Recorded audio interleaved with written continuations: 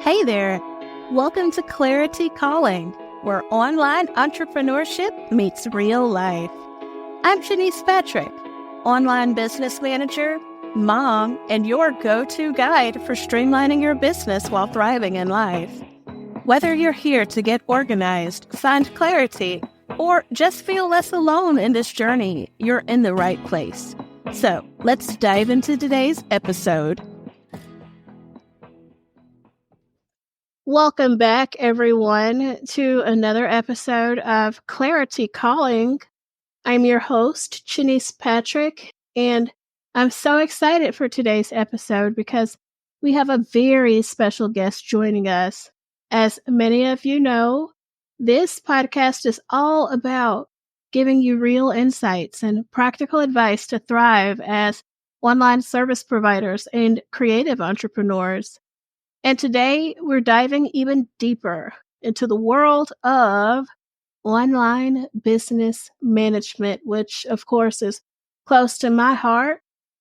Joining me today is guest Sammy Bohannon, an incredibly talented and experienced OBM, fellow OBM, who has been making waves in this industry.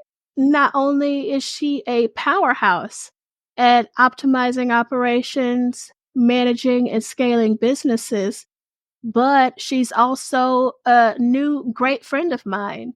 And I'm so thrilled to have her here with us today. In today's conversation, we're going to talk about what it takes to build a thriving OBM business, in particular, how to balance work and life at home with children, even homeschooling, and some of the key strategies that have helped Sammy achieve success. Whether you're an aspiring OBM, a solopreneur looking to get more organized, or just here for some inspiration, trust me, you're going to want to take note. So grab your coffee or tea and let's dive straight in. So, Sammy, your journey as an OBM must be fascinating. Tell us, after a short introduction, how did you get started in this space and what initially drew you to becoming an OBM? Yeah, so I'm Sammy Bohannon. I was a teacher for 6 years. I taught English as a second language in the public school classroom. And when COVID hit, I had some struggles with my mental health.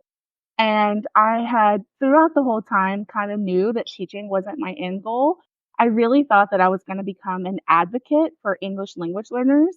But when COVID happened, we struggled to find a babysitter. And I knew teaching wasn't going to continue working for me just because it was so stressful. And I started my own tutoring business. Well, I did that for a couple years and it didn't really work out. And I think part of it was I was living in rural Kentucky and people didn't want to pay for someone with a master's degree in education to tutor their kids in reading. And so I literally did a Google search. What can former teachers do? And VA kept popping up, virtual assistant, be a virtual assistant. And I had another friend who was a tutor with me and she had transitioned to being a virtual assistant. And she encouraged me to do the same. She said, you really like doing the back end stuff. I see you building the business. You're not, I see that you're not great at marketing, but you're really good at all these other things that need to be done, like setting up the platforms and getting things automated. So I went ahead and I took a shot at being a virtual assistant and I loved it. And then as I was working as a virtual assistant, I realized I'm not a virtual assistant. I'm doing way more for my clients than a regular virtual assistant is doing. And that is how I transitioned into OBM. Wow, that's awesome, by the way. And that sounds so linear to how I also became an OBM. I started out as a VA and realized soon very quickly that I was doing way more than what a VA is supposed to be doing. And so I progressed into being an OBM, an OBM in disguise, like my mentor Sarah No Kid would say. and then I became transitioned into a full on OBM myself. I have another question I'd like to ask. Since we know all about how you got your start, I'm interested. Can you share a particularly challenging moment in your OBM journey and how you overcame it? The biggest thing for me was coming to my clients that I had as a VA and saying, "Hey, I'm doing a lot more for you than a typical VA would do, and I'm going to need to raise my prices." That was I'm not very good at confrontation, and um, I come from a family that lived in poverty. So conversations about money is very difficult for me. And so asking my clients, well, I guess not really asking, but telling my clients that I had to raise my prices was very difficult. I did lose a couple clients because of that. And that was also difficult. It made me feel like I did the wrong thing. But Mhm. overall, it worked out for the best, but that was definitely a challenge for me. Absolutely. I also come from a family who lived in poverty, and conversations around money are uncomfortable to say the least. And I can definitely relate to losing a couple of clients who were not too happy about me having to raise my prices. So I can only imagine. But it seems Yeah. like everything has worked out from what I can tell in the long run, and I'm definitely happy about that. Um, and since we both are happen to be OBMs, I'd like to know, I'm just curious, what does a typical day in your life as an OBM look like? The whole day, a typical weekday, I'd say. Yeah, this question is really difficult for me to answer. I've been asked this question a lot. I do have 2 kids at home with me. They are homeschooled. My kids are 6 and 7, almost 8. And so because of that, I don't really have a typical day. But Mhm. I guess if I were to answer this question, I would say, I get up, we have breakfast together, and then I go to the computer, I check my email, and I try to set aside different times for different clients. So Mhm. each day I have a different client that I plan to work for. I have some clients that I work for multiple days of the week, depending on how many hours they need my help each week. And then I have a Mhm. couple of clients that only work for 1 day a week. So it really just depends. But I try to structure it that way. So I like to start off the morning with meetings because that's when I am freshest and my brain is working the best. So Yeah. I try to start my morning off with meetings, and then I will transition into client work before I take a break for lunch. And I take quite a bit of a break for lunch so that I can be with my kids. I cook at home. I help them with their homework, all of that kind of stuff. So I usually take about 2 to 3 hours, like in the middle of the day for that. And then when my husband gets home, I continue working for my clients, and it works out really well because they're very understanding, and most of them are also parents. So it works out really well. And then those that really need me during the day, I have a block of time and I know who that's going to be ahead of time. Mhm. And that's really the best way to describe how I structure my day. But again, it's not the same every day. And some days I take less time for lunch and some days I take more. And we're really kind of go with the flow over here. Absolutely, absolutely. Most definitely, I could understand how that would work out great with you being a mom of 2, just as I am. I can definitely relate to going with the flow over here on this side. I definitely understand. I too cannot structure my days, down to the minute. It's kinda not possible with 2 little ones and with various clients with, different projects and different needs on different days through the week. Um, I would like to know, let's just say there's someone who is interested in entering the industry. What advice would you give to someone else who is considering becoming an OBM like you are? So the best advice that I've been given and that I can give someone else is to always be learning. You don't know everything and you're never going to know everything, but being willing and open to learning new things is definitely essential, especially if you want to take on new clients who have different platforms and different things to learn and do. So, yeah, just always be open to learning something new. Yes, I can definitely say that. And going off of that, I'm curious personally, what has been in your journey, what has been the most difficult platform to learn for you? What has taken the most WordPress. effort? WordPress. Oh my gosh, that was my second guess. Okay. Yeah, WordPress. WordPress. A third of the internet is on WordPress. If any of you listeners don't are unaware, if you don't know, a third of the internet is on WordPress. So if you see a website, chances are there's 33% chance that it is on WordPress. I personally use WordPress. Do you use WordPress, Sammy, for your No, site? I use Squarespace. WordPress is the one Ah, that I cannot figure out. okay. I'm definitely willing to take a class on it. I just haven't done it yet. Um, Yeah. it's a lot. Yes, it is. It's gonna take a class. Yeah. I use WordPress, and I'll just say I still don't understand WordPress. There's so much, and I don't Yeah. even know what I'm doing. No, I don't. You don't. I don't even know enough to get started to know where to go first. I just bought. I'll just be honest. I bought a template and I used the help, the knowledge base, the help articles to guide me along. But by no means do I understand WordPress. I just know that I happen to be using it. To answer that question for myself, with WordPress being my second guess for Sammy and probably the first choice for myself, I'd say the most difficult platform that I've had to learn other than WordPress would be ClickUp. But I that's not the case anymore. I love ClickUp. It's near and dear to my heart, and I can't go a day without using it. But now that I consider it, WordPress would be my first choice. It's something else, but there's a reason that a third of the internet is on there. Yeah, It gets the job done. yeah, it's great. There's so much to do with it. I get really confused. I tried to use it for my website in the beginning, and I even bought a template and everything, and I couldn't even figure out how to install the template. And I guess I should have looked at the help stuff, but I just went with Squarespace. It was easier. Yeah, no. I understand, no problem. Yeah, you say you use Squarespace, that is? Yeah.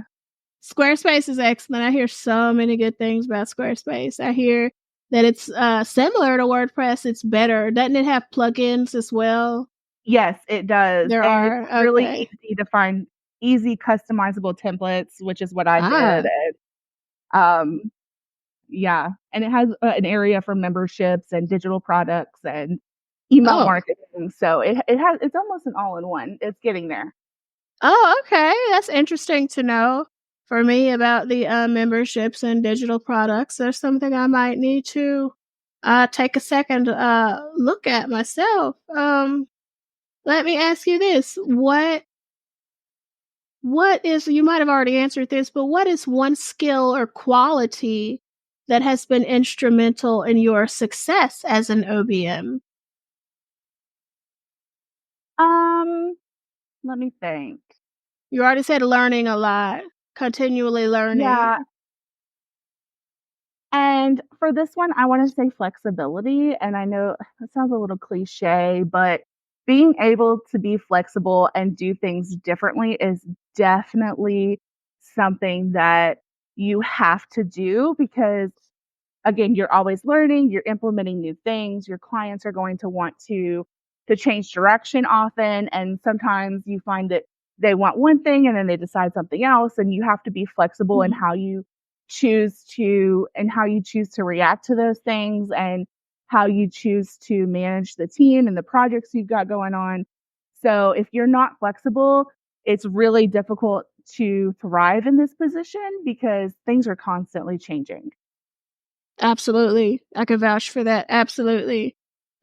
Flexibility is a requirement. And going off of that, going off on a tangent of that, let's come now into speaking about your work-life balance. We know that managing multiple clients or businesses can be demanding. How do you personally maintain a work-life balance? So the best thing I've found is to make a schedule that works for me. And what Mhm. works for me doesn't work for everybody. And it's important to know that when you take advice from other people. So I feel like I've got to plug that in there. But making my schedule around what's important to me is very helpful. So starting my day off working on client work, because that's when my brain works the best, is Mhm. definitely something that helps me to be able to take time in the middle of the day when my brain is not working, because around lunchtime, it just stops. And it did that when I was a teacher too. I don't know if that's like a response to it's the end of the day, like these kids are crazy. Mhm. But yeah. But my brain just stops. So that's part of the reason why we take such a long lunch break, because I need that time to do something else, like clean the house or, Yeah. go for a walk so that I can recharge.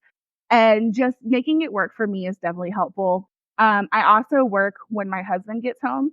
And then after a certain time each day, I turn off notifications. So on my Uh, phone, if it's not a message from like a family member, my emails are turned off, my work emails turned off. I turn off my notifications on Slack. I turn off my notifications from Google Drive. That way I have time to spend with my family without checking my phone, because I'm the kind of person who, if it shows up on my phone, I'm going to check it. yeah. I also turn off social media, all that stuff. And that is really the best way to put yourself at ease and to have a break from work, especially when you do online work like we do, because Yes. otherwise you're going to be tempted to check it every 5 minutes, every time something pops up. And clients are doing the work when they need to do the work too. So Yeah. they're going to message you late at night, and Yeah. they're going to. So if you got to create that balance for yourself. Okay, most definitely. Oh, absolutely, absolutely. And this kind of bleeds into another question that I know I'm personally interested in. Do you have any self-care or productivity practices that help you stay energized and focused throughout the day? Anything special that you do? The biggest one that people have been interested in recently that I've been talking about is we are very big on Alexa around here. We created Mm. an Alexa on my phone app, and we set it to do routines at various times throughout the day. So we Nice. have like a morning cleanup routine, and it says, "Okay, guys, time to clean up." And then it plays Disney music, because that's the only music my kids want to listen to. Oh, Yeah, it'll play Disney music for 10 minutes. So we spend 10 minutes yeah. cleaning up listening to Disney music, or, it's like, go outside and take a break, guys. Because if I didn't have somebody telling me to do that, I wouldn't do it. I would just sit at the Uh-huh. computer all day. So that is something. And then we play the music while we do it so that it's more fun, and we're dancing and Yeah. cleaning at the same time. So it's really cool. That's awesome. That inspires me. We're a Google Home household myself. We use the Google Assistant on the Google Home, this smart speaker device. And so we'll say, "Hey, you know who?" I can't say the real name now, or else it'll go off and start talking to me while I'm recording. But we'll say, "Hey, you know who? Good morning," and it'll tell us the weather, the news, our the time of our commute. And now I'm inspired to create a routine, a cleanup routine, where it'll also play music, and I can try to get my kids to help me clean up. That'd be a miracle if I could do it, but I'm gonna try anything, and I'm inspired to try that now. It'll make me want to clean, help me stay accountable. That's pretty awesome that you Yeah, it's use about the digital. only thing that works. Yeah, I can imagine. And hey, if it works, keep doing it. That's awesome. I'm definitely gonna try now. Um, let's see. What advice do you have, you personally, do you have for other OBMs who may be struggling to juggle their demands of their own clients while also making time for themselves? Schedule the time for yourself. Put it in your calendar. It doesn't Mm, seem as fun if you put it in your calendar because you want it to be spontaneous, but just put it in your calendar, and that way you're going to make sure that you actually take the time to do things. Yeah. And you just need that visual reminder all day. I'm going to do this all day long, but at 7 p.m., I'm going to stop and I'm going to go take a bath and I'm going to read a book Mhm. and, just that kind of thing so that you're making sure that you're taking the time to take care of yourself. Absolutely. Absolutely.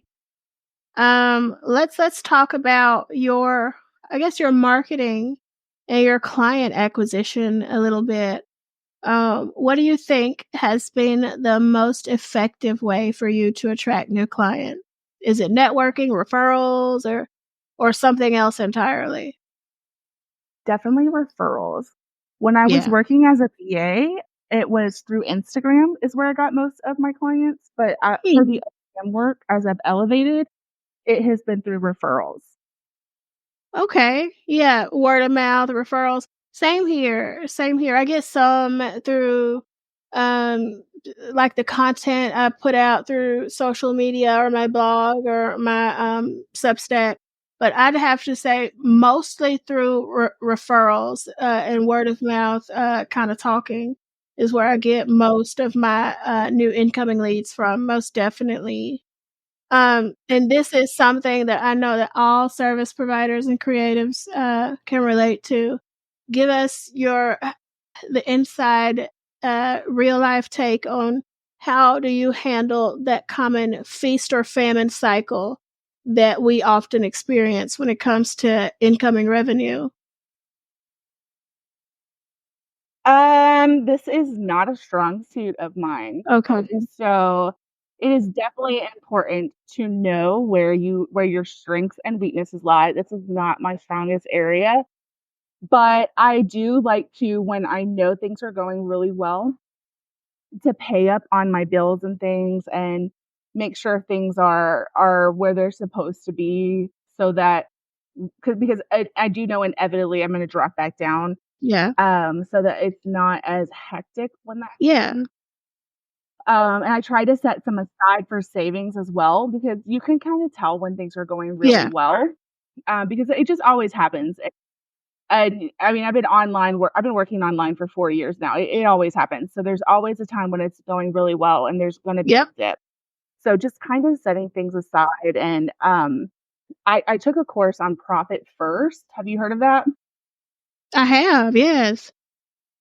Yeah, I took a course on that, and what was her name? Her name was Amber something, and she I had can't this remember, but yes. really great spreadsheet on how to set aside money every month for things that are yearly expenses and monthly expenses, and I tried to Uh, follow that the best I can because it was really great advice.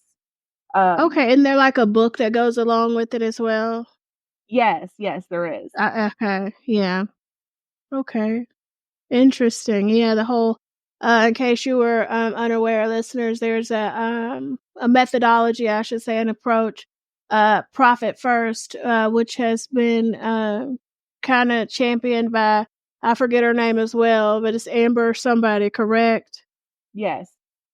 And it's a way for service providers, online entrepreneurs to kind of ensure financial stability, I should say. And it's something I know I haven't looked into personally, but I hear so many good things about how effective it is. And so here you are hearing it from someone else. So that again is called Profit First.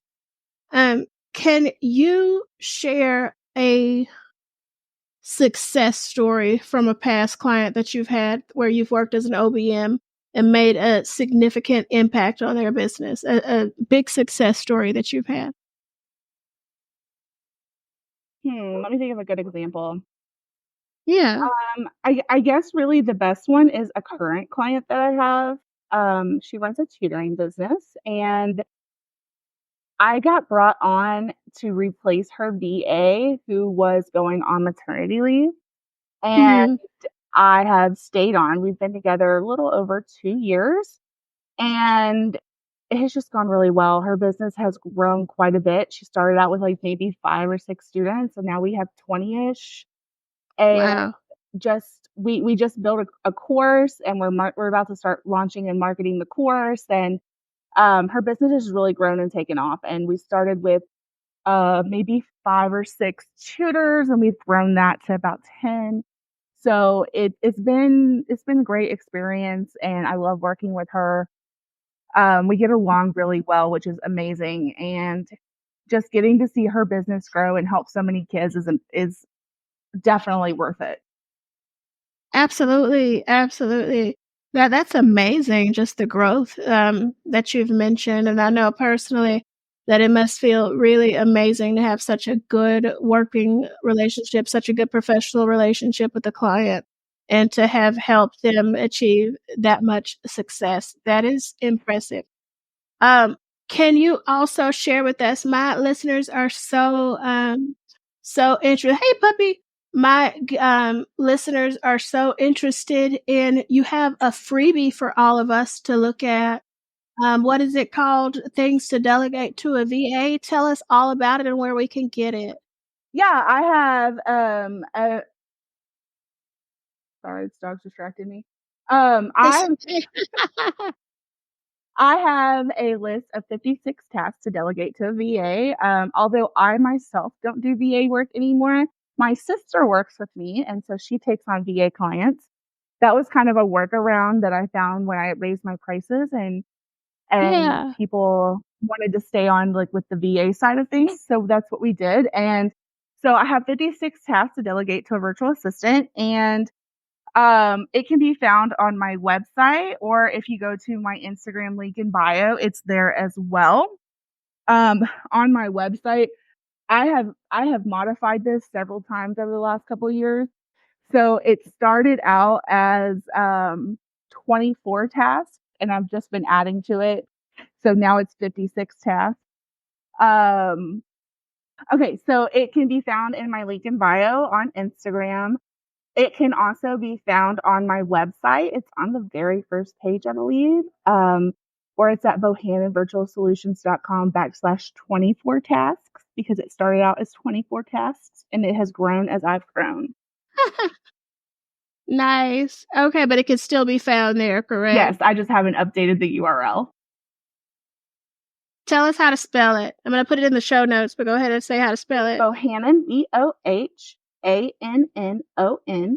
Bohannon,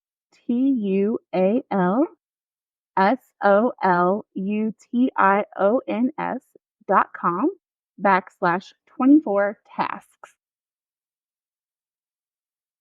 Excellent, excellent. Again, everybody go there, directly there, and get it for yourself. Again, that's tasks that you can outsource to a VA. And you're going to want to read about that so that you have more of an idea of things that you can get taken off of your load and outsource it to someone who is skilled and efficient, who can do that work for you to free up your time, where you can stay within your zone of genius and do things that only you can do to scale your business and move your vision forward.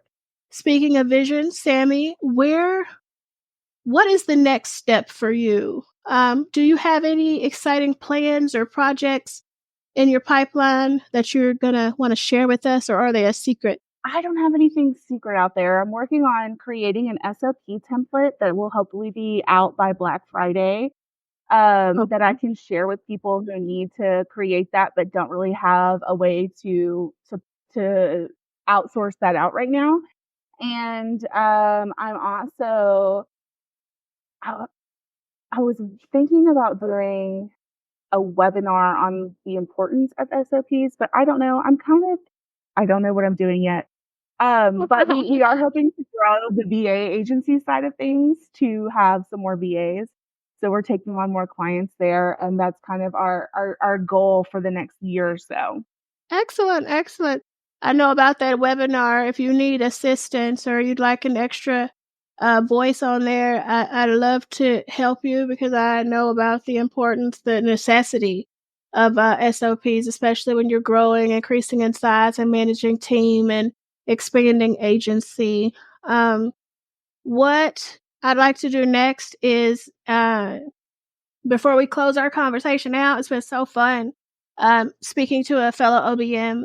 I want to do a rapid fire round of questions, just a few questions, rapid fire for fun. I'm just going to ask a question and you tell me the first answer in as few words as possible, the first thing that comes to your head. Get off here real quick, so get prepared. Here we go. What is the one tool or software that you cannot live without in your OBM work? ClickUp. Coffee or tea? Coffee. The best piece of advice you've ever received? Done is better than perfect. Oh, amen. If you weren't an OBM, what do you think you'd be doing instead? If I didn't have to make money or if I had to make money? Let's say if you had to make money. If I had to make money. I think probably teaching. All right. Well, there you have it. That is straight from Mrs. Sammy Bohannon. Thank you so much for being on the air with me for Clarity Calling. It's been such an honor to get some inside information about the experiences, the challenges inside your life. Appreciate it so much. And you guys, that's a wrap for this episode of Clarity Calling. I hope you enjoyed today's conversation with Sammy Bohannon as much as I did. There were so many great insights on how to be and grow as an OBM and how to bring structure and ease into your business operations. If you loved what you heard today, be sure to connect with Sammy Bohannon.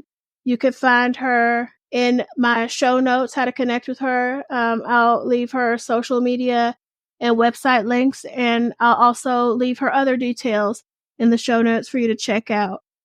As always, if you're enjoying this podcast, please don't forget to subscribe, leave a review, and share this episode with someone who might be finding it helpful. I'm always so grateful for your support in helping grow this incredible community of heart-centered entrepreneurs. And one last thing, don't forget, if you're not already subscribed to my newsletter,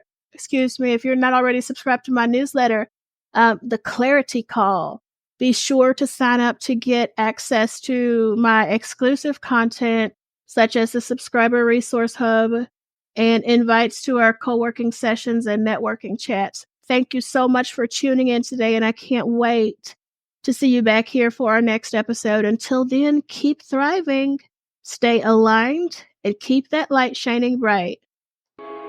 Thanks for tuning in to Clarity Calling. I hope you're leaving with more clarity and inspiration for your business and life. Don't forget to subscribe so you never miss an episode. And if today's episode resonated with you, I'd love to hear your thoughts. Let's keep the conversation going. Check the show notes for resources, and I'll catch you in the next episode.